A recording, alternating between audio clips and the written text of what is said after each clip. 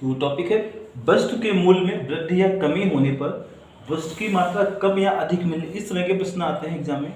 जैसे क्वेश्चन लिया है, चावल का दाम 25% बढ़ गया जिससे 400 रुपये में 10 किग्रा चावल कम मिलता है, चावल का नया भाव ज्ञात कीजिए। इस तरह के सवाल में या तो चावल का नया भाव पूछा जाएगा या तो पुराना भाव पूछा जाएगा। तो कैसे लगाएंगे, 25% की फ्रैक्शन 1/4 होती है, यानी 1/4। इसका मतलब हुआ रेट बढ़ा है तो 4 से कितना हो गया, 1 बढ़ा देंगे 5 हो गया, यानी 4 से 5 हो गया। पहले अगर 4 था रेट, बाद में 5 हो गया। अब 400 रुपये के चावल खरीदे हैं, ठीक है, तो 4 रुपये के हिसाब से यानी 4 रुपये में चावल हैं और 400 रुपये के कितने मिलेंगे, 4 से हम 400 को भाग करेंगे तो 4 रुपये के यानी 400 मिलेंगे। वो 4 से 400 को डिवाइड करेंगे 100 किग्रा, यानी 100 किग्रा चावल मिलेंगे 4 के हिसाब से। फिर वही चावल अगर 5 के हिसाब से 5 रुपये प्रति किग्रा के हिसाब से खरीदेंगे तो कितने मिलेंगे। अब 5 से डिवाइड करेंगे, 5 8 40, तो 80 किग्रा मिलेंगे, ठीक है। अब यहाँ पे ये दिया 10 किग्रा चावल कम मिलता है, यहाँ पर कितना कम मिलता है, पहले 100 मिलता था फिर कितना 80, तो यहाँ पे 20 किग्रा कम मिल रहा है। और प्रश्न में कितना कम मिल रहा है, 10 किग्रा चावल कम, 10 किग्रा कम मिल रहा है, ठीक है। कंपेयर एक ही चीज़ से करते हैं, या अगर ये कम का मान है तो इसमें से इसे भी कम का मान लिखेंगे। और मल्टीप्लाई में जो पूछा जा रहा है, अगर पुराना भाव पूछा जाए तो ये 4 से 4 यूनिट का मान गुणे में 4 लिखेंगे। नया भाव पूछा जा रहा है तो नया भाव 5 हो गया ना, तो 5 यूनिट का मान, तो यहाँ पे लिखा है नया भाव, तो नया भाव यानी 5 यूनिट, गुणे में 5 कर लेंगे, काट लेंगे, 0 से 0 कट गया, 5 दूनी 10, यानी 10 रुपये प्रति किग्रा। इसका जो नया रेट होगा चावल का 10 रुपये प्रति किग्रा, ये आंसर होगा इसका। अगला क्वेश्चन है, मैदा 10% महंगा हो गया जिससे 440 रुपये में 2 किग्रा कम मैदा मिलता है, ठीक है। बिल्कुल सेम सवाल है। 10% की फ्रैक्शन 1/10 होती है।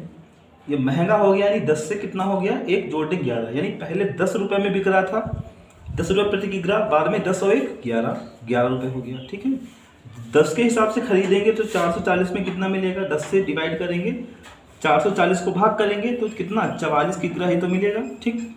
और फिर नया रेट हो गया 11 रुपये में बिक रहा है, तो 11 रुपये के हिसाब से 440 रुपये में कितना मिलेगा, 11 चौक 44, यानी 40, पहले 44 किग्रा मिल रहा था, बाद में 40 किग्रा। कितना डिफरेंस है इसमें, 4 का डिफरेंस है। और यहाँ पे 2 किग्रा कम मिलता है, 2 किग्रा का डिफरेंस है। और मल्टीप्लाई में ये कह रहा है पुराना भाव, यानी पुराना 10 यूनिट है, 10 है, और नया भाव 11 यूनिट है, तो 10 यूनिट की वैल्यू बतानी है। तो 2 से काटेंगे, 2 पंचे 10, 5 हो गया, 5 को 20, यानी 20 रुपये प्रति केजी प्रति किग्रा, ये राइट आंसर है। पुराना भाव 20 रुपये प्रति किग्रा है।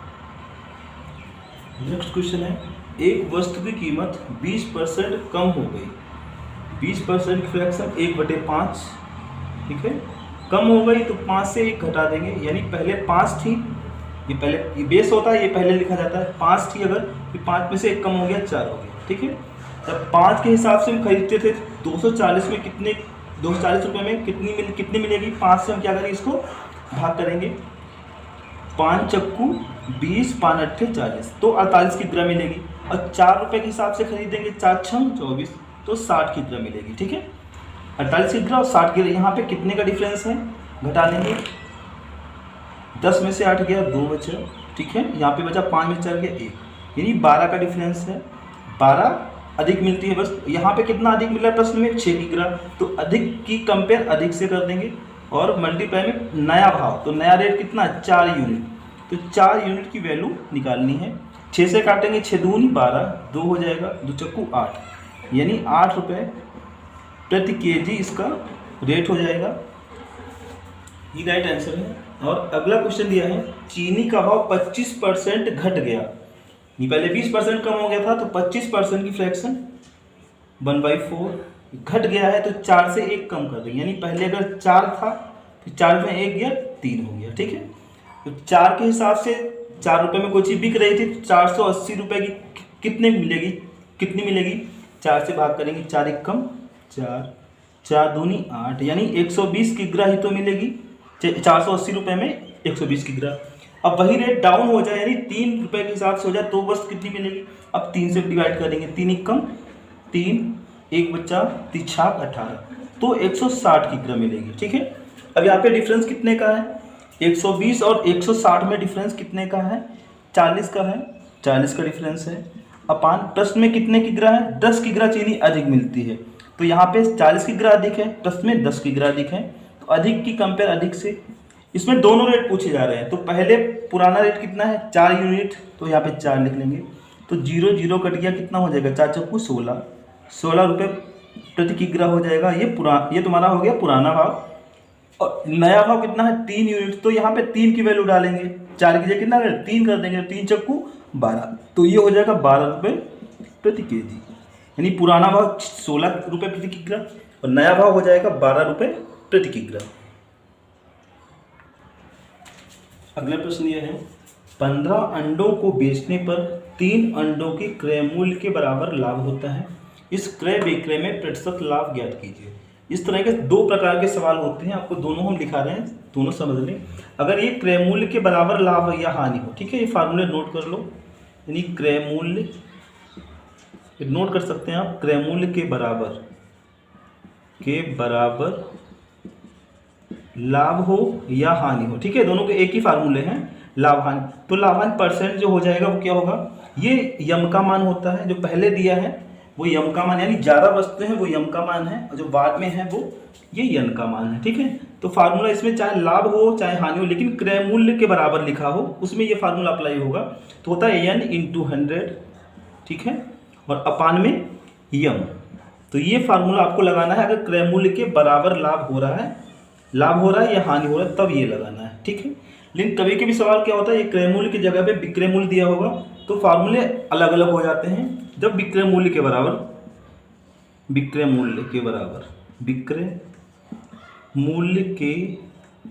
ठीक है, अगर विक्रय मूल्य के बराबर है और लाभ परसेंट है, इसमें 2 फार्मूले अलग अलग हो जाते हैं।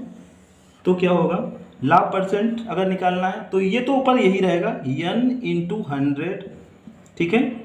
अपान में लाभ अगर है तो लिख देना है यम माइनस यन, ये हो गया है लाभ का। अगर हानि हो रही है, विक्रय मूल्य के बराबर हानि हो रही है, तो यहाँ पे होगा हानि परसेंट बराबर, तो ये होता है यन इंटू 100, और अपान में हानि में हो जाता है यम प्लस यन हो जाता है। तो आपको बस इतने फार्मूले याद रखने हैं। विक्रय मूल्य में अगर है तो उसमें दोनों अलग अलग फार्मूले होते हैं, और क्रय मूल्य पे अगर हो रहा है तो एक ही फार्मूला होता है, लाभ का भी हानि का भी। तो यहाँ पे देखो लिखा है क्रय मूल्य के बराबर लाभ होता है, तो यानी क्रय मूल्य के बराबर यही फार्मूला अप्लाई होगा। तो प्रतिशत लाभ हो जाएगा, प्रतिशत लाभ बराबर यन कितना है? 3 है, फिर इंटू 100, और अपान में यम की वैल्यू कितनी है? 15 है। काट लेंगे, 3 से काटेंगे 5, और 5 से काटेंगे 5 दूनी 10, 20%। तो प्रॉफिट कितना उसका? 20% का उसे प्रॉफिट हो रहा है। ये फार्मूले आप नोट कर सकते हैं, याद भी कर लें, कोई डिफिकल्ट नहीं है, याद हो जाएंगे आसानी से। अगला क्वेश्चन दिया है, 24 संतरे बेचने पर 4 संतरों के क्रय मूल्य के बराबर हानि होती है। ये तो यम हो गया, ये यन हो गया, ठीक है, और क्रय मूल्य के बराबर होती है हानि। तो क्रय मूल्य में तो एक ही फार्मूला होता है एन इंटू, यानी हानि निकालनी है, तो हानि हो जाएगी हानि प्रतिशत बराबर यन इंटू 100 अपान यम, ये होता है। तो फार्मूला यन की वैल्यू कितनी है? 4 है, और अपान में कितना? यम की वैल्यू 24 है इंटू 100। 4 से काटेंगे 6 आएगा, फिर 2 से ये सिंप्लीफाई हो रहा है, 2 3 6, 2 5 10, 0। अब 3 से भाग करेंगे और सही बटे में बना लेंगे, तो ये आ जाएगा 3 एकम 3, 3 छाक 18, यानी 16 सही 2/3% का लॉस, यानी ये होगा 16 से 2/3% की हानि हो रही है इसमें। अगला प्रश्न है, अगला दिया है, रामू 33 संतरे बेचकर 11 संतरों के विक्रय मूल्य के बराबर लाभ प्राप्त करता है, तो रामू का लाभ प्रतिशत बताओ। ये तो यम की वैल्यू है, ठीक है, यम है, ये यन की वैल्यू है, और अभी पीछे सवाल जो लगाया वो उसमें लिखा था क्रय मूल्य के बराबर लाभ या हानि, ठीक है, लेकिन ये दिया है विक्रय मूल्य के बराबर लाभ हो रहा है। जब विक्रय मूल्य के बराबर लाभ होता है तो फार्मूला होता है लाभ प्रतिशत बराबर यन इंटू 100, और लाभ है तो यम माइनस यन, ठीक है। जब विक्रय मूल्य के बराबर लाभ होता है तो ये फार्मूला होता है। अगर विक्रय मूल्य के बराबर हानि हो तो यहाँ पे प्लस हो जाता है, और सब यही रहता है। तो वैल्यू पुट करेंगे, यन कितना है? 11 है, और यम माइनस यन यानी 33 माइनस 11, 33 में से 11 को सब्ट्रैक्ट कर देंगे, 22 बचेगा इंटू 100, ठीक है। तो 11 से 22 को काटेंगे 2 आएगा, 2 से 100 को काटेंगे 50, तो 50% ये प्रॉफिट होगा उसका। अगला प्रश्न है, श्याम 65 नींबू बेचकर 13 नींबुओं के विक्रय मूल्य के बराबर हानि उठाता है, उसका हानि प्रतिशत बताओ। तो विक्रय मूल्य क्या बराबर है, तो हो जाएगा लॉस परसेंट बराबर n 13 है और इंटू 100, चूँकि लॉस है तो उसमें m प्लस n हो जाता है, तो 65 प्लस 13 एक हो जाएगा 5 3 8 और 6 1 7, ठीक है। अब काट देंगे, 13 6 78, 2 से कट जाएगा, 2 3 2 5 6। अब 3 से 50 को जब भाग करेंगे तो 16 सही 2/3%, ये लॉस हो जाएगा। इतना नुकसान होगा उसे, 16 सही 2/3% की हानि होगी। अगला टॉपिक है डिसऑनेस्ट शॉपकीपर, यानी बेईमान दुकानदार पे आधारित प्रश्न भी पूछे जाते हैं। तो क्वेश्चन है, एक बेईमान दुकानदार क्रय मूल्य पर सामान बेचने का दावा करता है। वो कहता है जो हमारी जितने में खरीदा है उतने में ही बेचेंगे, कोई प्रॉफिट नहीं लेंगे। लेकिन करता क्या वो, परंतु वह 1 किग्रा के स्थान पर 950 ग्राम ही तौलता है। 1 किग्रा में मतलब 1000 ग्राम तौलना था, लेकिन वो 1000 ग्राम की बजाय 950 ग्राम ही तौलता है, 50 ग्राम कम कर दे, बेईमानी करता है। बताइए उसे कितने प्रतिशत लाभ होता है। तो प्रतिशत लाभ यहाँ पे फार्मूला आप नोट कर लें, प्रतिशत लाभ हो या प्रतिशत, कभी कभी त्रुटि भी पूछा जाता है, यहाँ पे त्रुटि, ठीक है। तो ये होता है कमी या त्रुटि, ठीक है, जो उसने कमी की है, जितना कम सामान दिया वो। और अपान में होता है गलत तौल, और चूंकि परसेंट जब भी बनाना होता है तो गुणे में 100 तो करना ही है। तो ये फार्मूला याद कर लो। प्रतिशत लाभ पूछा जाए तब भी आपको यही फार्मूला अप्लाई करना है, प्रतिशत त्रुटि पूछा जाए तब भी आपको यही फार्मूला, कमी अपान में गलत तौल और इंटू 100। तो देख लो कमी कितनी कर रहा है, यानी 1000 ग्राम की जगह पे 950 ग्राम तौल रहा है, 50 ग्राम कम दे रहा है ना। त्रुटि कितनी कर रहा है, 50 की कमी कर रहा है। और गलत तौल कितनी है, सही तौल तो 1 किग्रा है, 1 किग्रा देना था, लेकिन गलत कितना तौलता है 950 ग्राम। तो गलत तौल कितनी है, 950 ग्राम ही तौलता है, ये गलत तौलता है। और परसेंट में कितना, वो परसेंट बनाने की गुणे में 100। तो ये सॉल्व कर देंगे, 0 से 0 कट गया, 5 कम 5 5 ने 45, तो 100 से 19 को हम डिवाइड कर देंगे, 19 बना 95, 5 सही 5/19%, ये उसका प्रॉफिट हो जाएगा। 5 सही 5/19%, 5 सही 5/19% का प्रॉफिट होगा।